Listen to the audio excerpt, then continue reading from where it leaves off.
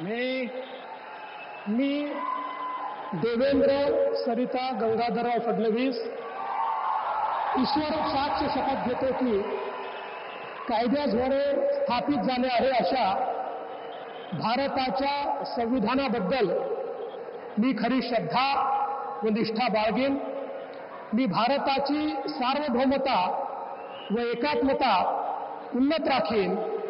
मी महाराष्ट्र राज्याचा मुख्यमंत्री म्हणून माझी कामे निष्ठापूर्वक व सत्सद विवेक बुद्धीने पार पाडेन आणि संविधान व कायदा यानुसार सर्व तऱ्हेच्या लोकांना मी निर्भयपणे व निपक्षपातीपणे तसेच कोणाच्याही विषयी ममत्व भाव किंवा आकस न बाळगता न्याय वागणूक देईन।